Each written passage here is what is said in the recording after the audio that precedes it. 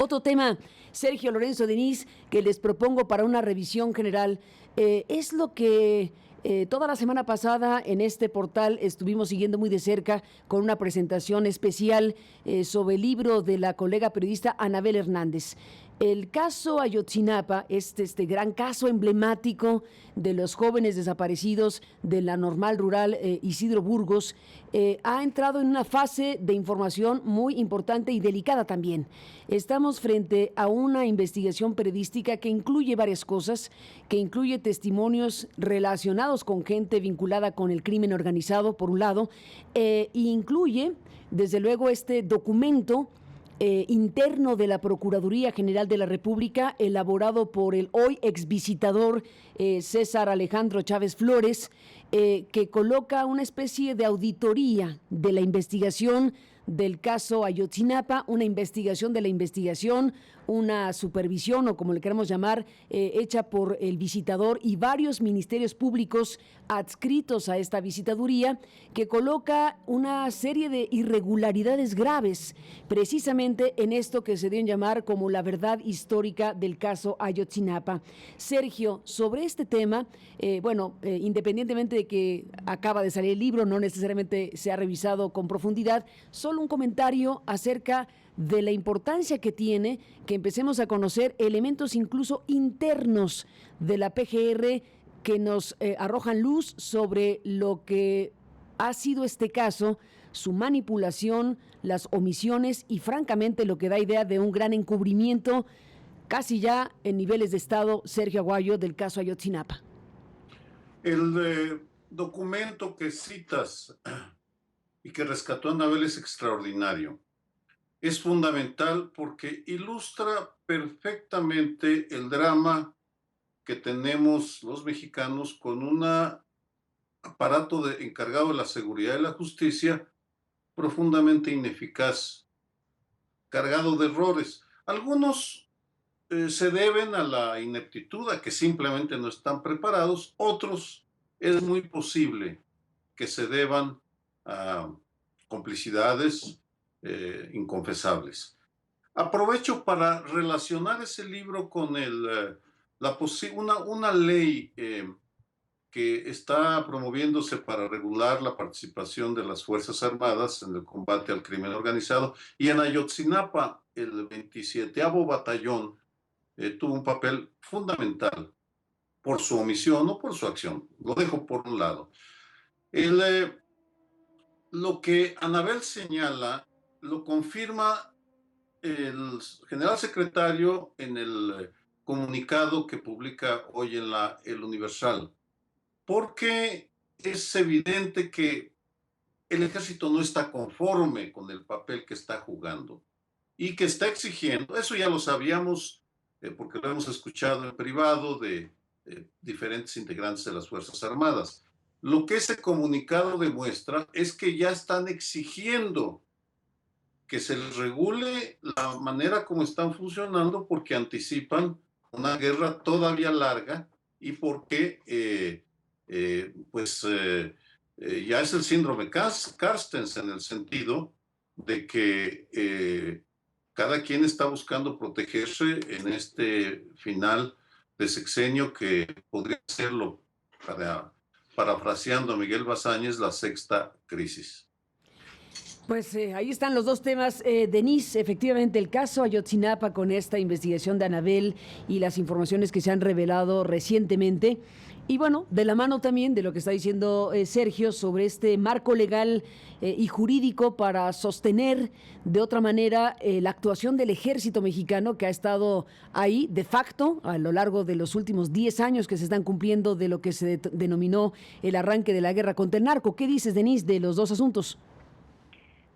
Yo celebro que Anabel Hernández haya retomado las líneas de investigación que dejara tras de sí el grupo interdisciplinario de expertos independientes, porque antes de que fueran obligados a salir del país, pues resaltaron que la verdad histórica de la PGR era en realidad una mentira histórica y que faltaba mucho por investigar, explicar, justificar y reconocer. y todo lo que estaba contenido en el informe del GIEI, desestimado por la PGR, que estaba obsesionada con coculizar la investigación, regresar siempre al basurero de Cocula para insistir que el crimen organizado había actuado en aislamiento de las fuerzas estatales, las fuerzas policiales de Iguala o incluso del ejército. Pero lo que Anabel revela es que el GIEI tenía razón, que había un autobús con droga, que participaron esa noche la policía municipal, estatal, federal en el ataque perpetrado a los jóvenes, que acabaron en el autobús equivocado, en el momento equivocado, sin saber que había droga ahí, y que el ejército estuvo presente porque está coludido en la exportación de droga desde Iguala y que hubo una orden de no dejar salir a nadie de Iguala esa noche. Y eso explica la brutalidad con la que enfrentaron a los jóvenes y su eventual desaparición. Anabel Hernández retoma las líneas de investigación del GIEI que la PGR prefirió ignorar, y señala también el libro algo muy importante, que es la orden directa de Enrique Peña Nieto de no seguir investigando al ejército y de tratar de tapar la investigación en torno a Tomás Cerón o Tomás Sembrón, quien es acusado de haber sembrado evidencia en ese caso y denunciado tanto por el GIEI como por las Naciones Unidas. A pesar de los esfuerzos de la entonces procuradora Arely Gómez de empujar estas dos líneas de investigación. Y el problema, Carmen, es que no veo en el actual procurador, a quien se ha dado en llamar, creo que de manera pertinente, el fiscal carnal, porque podría convertirse en fiscal general próximamente. No veo en la PGR la voluntad de seguir avanzando en este caso, precisamente por los obstáculos que Anabel señala, la resistencia del presidente a que se airee o que se esclarezca el papel del ejército esa noche. Y eso va de la mano con las iniciativas de ley presentadas por César Camacho y por Roberto Gil en términos de normar la actuación del ejército, que resulta ser un pretexto para una militarización más intensa del país en una coyuntura en la cual el ejército ya ejerce su poder con enorme latitud y con muy poca supervisión, lo cual es altamente preocupante, Carmen. El gran tema, sin duda. Lorenzo Meyer, bueno, nos quedan aquí juntos estos dos asuntos que, pues sí, junto con pegado. Al final de cuentas, la investigación de la verdadera noche de Iguala, de Anabel Hernández, que junto con investigaciones de los expertos internacionales e investigaciones de otros colegas periodistas, Gloria Leticia Quesada de Proceso, por ejemplo, que ha seguido de cerca también este tema, bueno, nos lleva, Lorenzo, a la necesidad de revisar el alcance que tiene esta investigación, lo que sacude al final de cuentas y que llama la atención, no sé qué pienses, que no haya habido ninguna señal de vida del ejército o del gobierno mexicano frente a lo que se pone a consideración de la opinión pública. Este libro se ha presentado, este libro se presentó en la FIL. ¿Merecería por lo menos algún tipo de respuesta del gobierno mexicano el tipo de información que se está colocando a la mesa ante la sociedad mexicana? Bueno, Carmen, rápidamente dos puntos otra vez. Uno, y quizás sea el punto positivo, el único punto positivo que veo aquí, este informe del visitador nos muestra que dentro de la PGR hay por lo menos, o hubo, a lo mejor hay que ponerlo en el pasado, espero que no, hubo alguien que se tomó en serio su papel. Es decir, que hay por lo menos el germen de un servicio civil digno de ese nombre. Si alguien dentro de la Procuraduría se atrevió a hacer un informe tan duro sobre la Procuraduría, bueno, alguna esperanza tenemos. Claro, al final tiene que renunciar y se sale, o lo sacan. Topó con el presidente, aparentemente esa es la piedra que se le puso en el camino.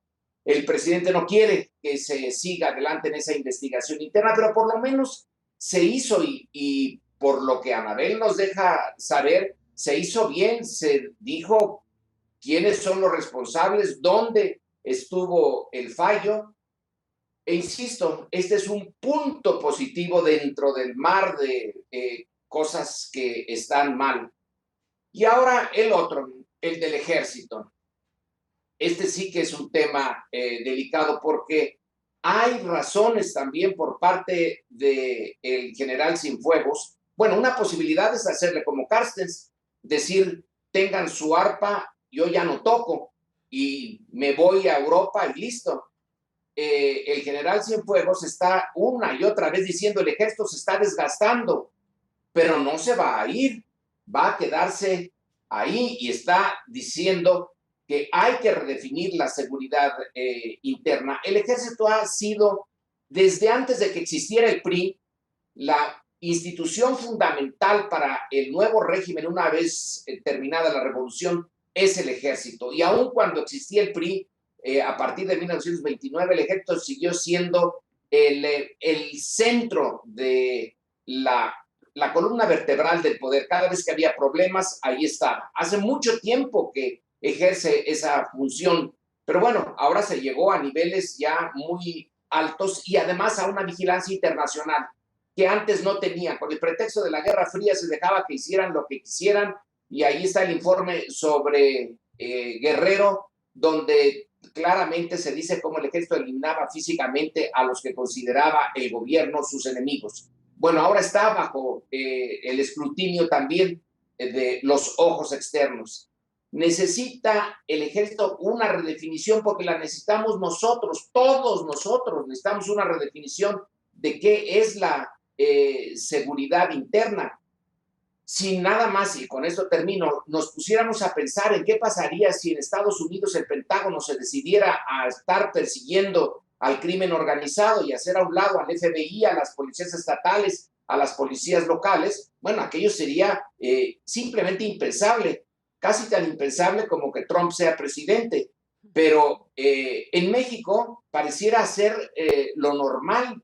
Hay una terrible anormalidad en el papel del ejército. Anabel nos coloca otra vez en ese punto en donde se señala que el ejército estuvo al tanto de todo, que estaban en juego $2 millones en la droga que se temía que se perdiera y que al descubrirse dónde estaba esa droga y que los estudiantes normalistas vieron cómo la sacaban, los eliminaron. Esta última parte es la que francamente no me cuadra, porque tener que eliminarlos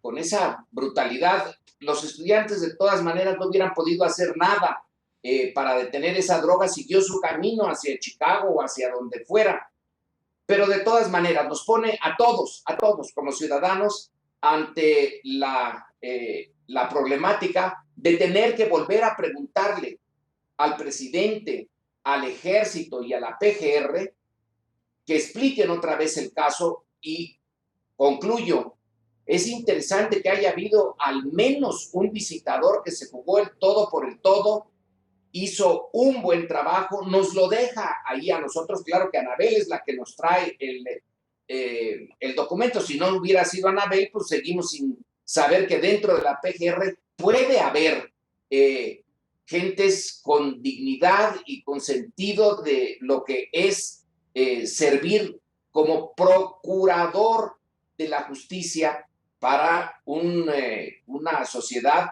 que la justicia la ve francamente muy lejos y casi en teoría.